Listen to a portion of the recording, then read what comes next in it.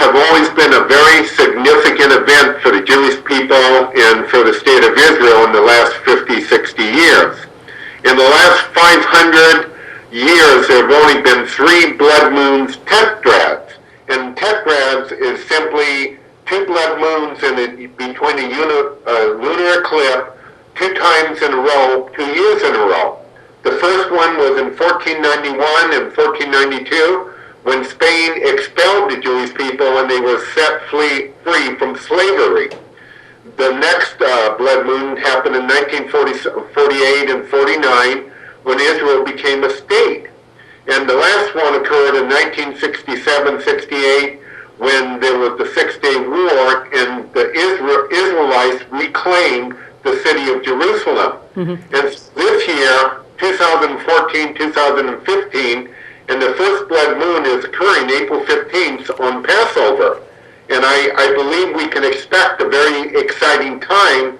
And as we can see already what's happening in the Middle East and around the world, we have entered a very exciting time. And it's going to be interesting to see what happens to the state of Israel and the Jewish people around the world. Yeah, yeah. And possibly even here that, we tend to kind of line up with some things that happen there. Sometimes people in the United States kind of line up with some of what's going on there too. The blood moons in, I think you said 1491, 1947, 1967, all big historical dates. Columbus discovering America, or being kicked out of Spain, I think it was, or the Jews getting kicked out of Spain, the Promised Land in 1948, and in 1967, obviously, the Six-Day War. Were these blood moons on feast days?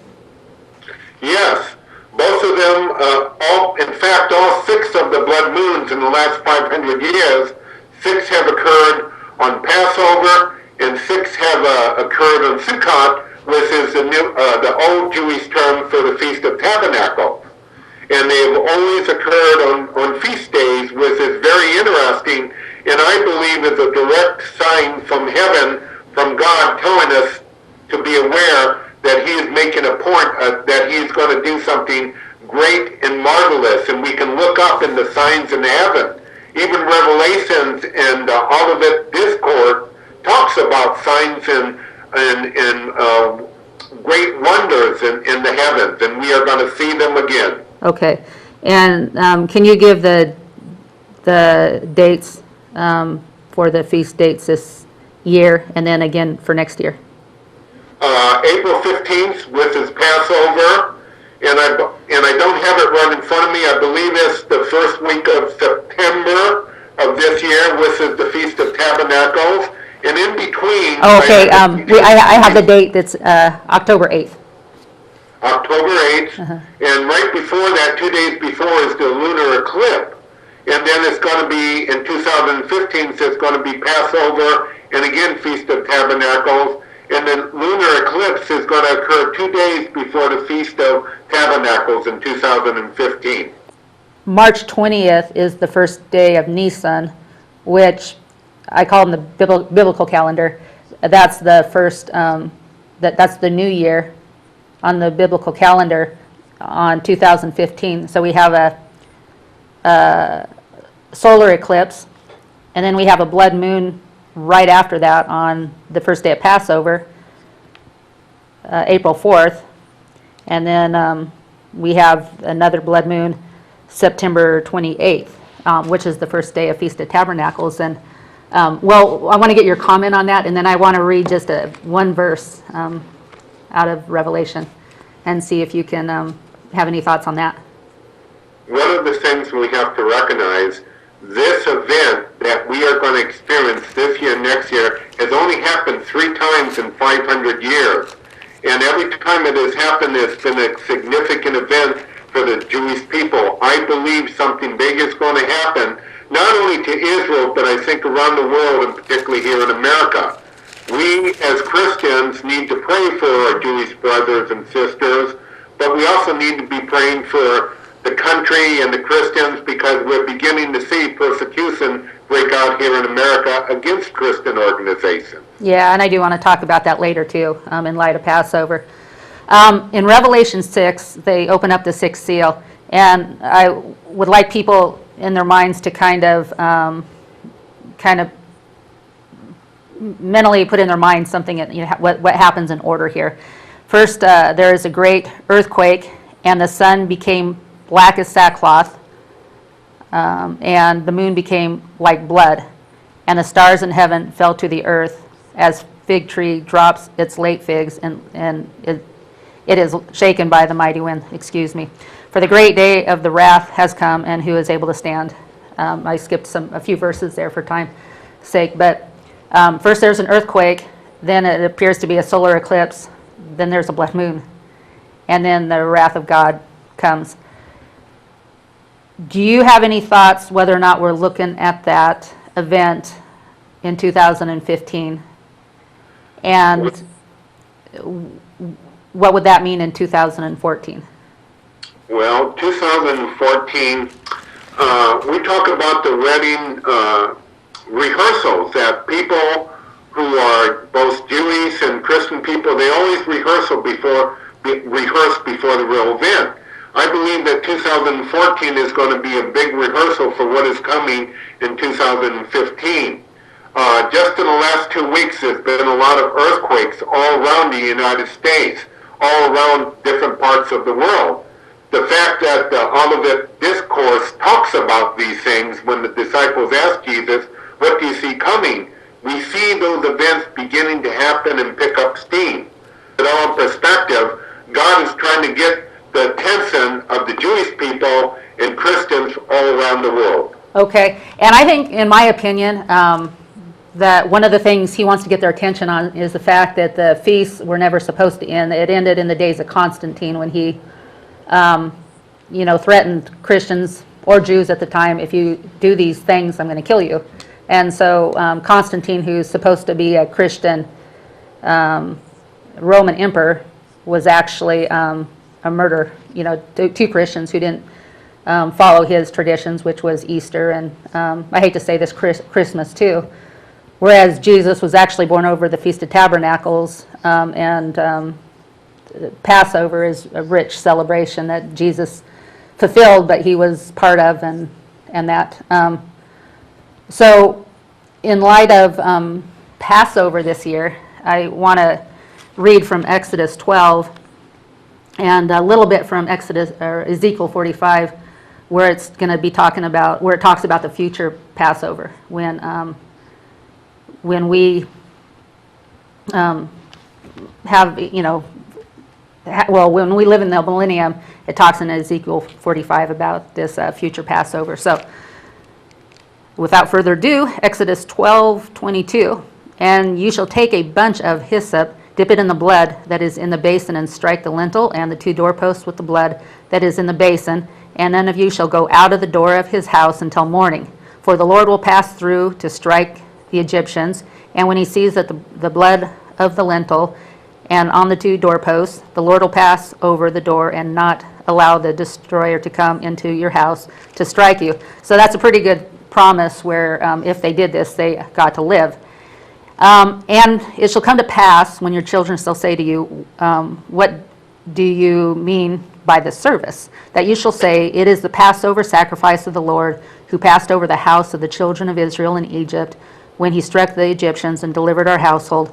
So the people bowed their heads and worshipped. And I do want to get your input, but I want to just flip over here to Ezekiel 45 again and just repeat how common this is.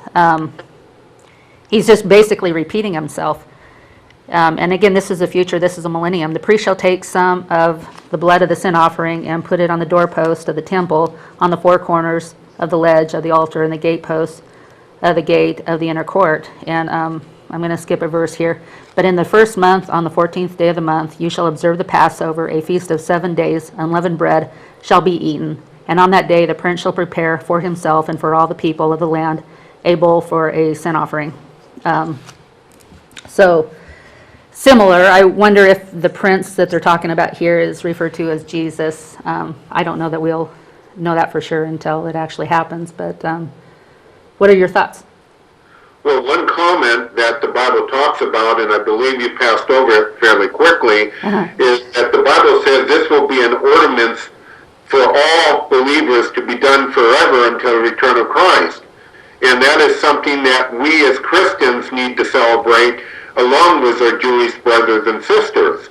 And when they do the Jewish Passover dinner, they always have a seat that is kept vacant for Elijah because they believe Elijah is going to return and bring forth the return of Christ.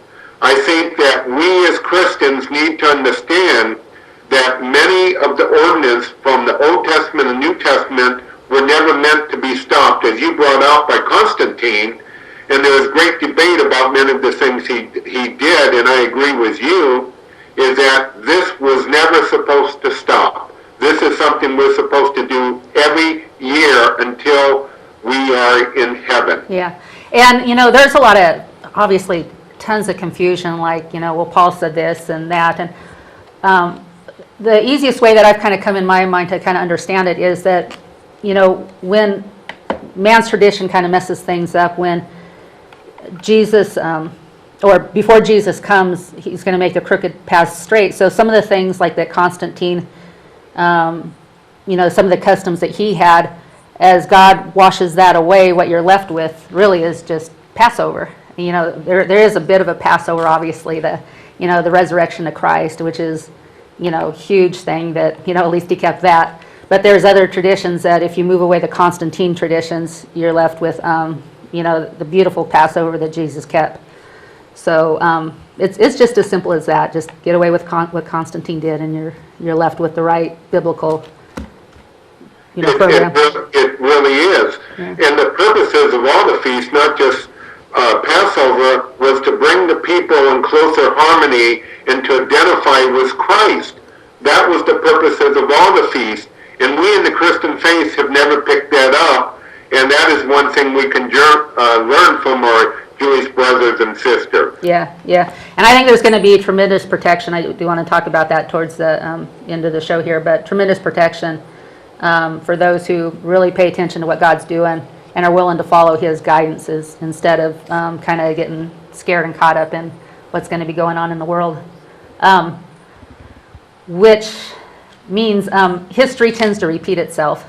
And what happened in Egypt, interestingly enough, is mentioned again in Revelation, for the most part.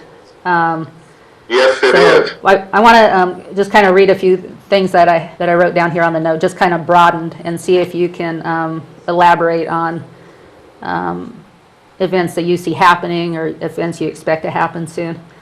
Well, the water turns to blood.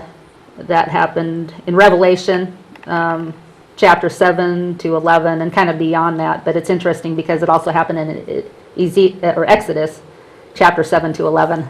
So there's even kind of a chapter coordination with that. So in Revelation, it happens to the world. In Egypt, in Exodus, it happened in Egypt. The water turns to blood. They're swarmed with beasts, insects, cover the land, livestock dies because of all these beasts. Boils, affliction, hail and fire, locusts. So those are just some of the things that we can expect to see in the world in the future. Any comment? In some places in California, they have drought, they have famines, they've been having snowstorms, they've had hailstorms, they've had ice storms that have destroyed many of the citrus crops during the winter. Right now, among many of the livestock in America, cattle and beef and pork, there is a virus that is killing a lot of animals. So many of these things that we see in Revelation, that we see in Exodus, are in the process of reoccurring right now again.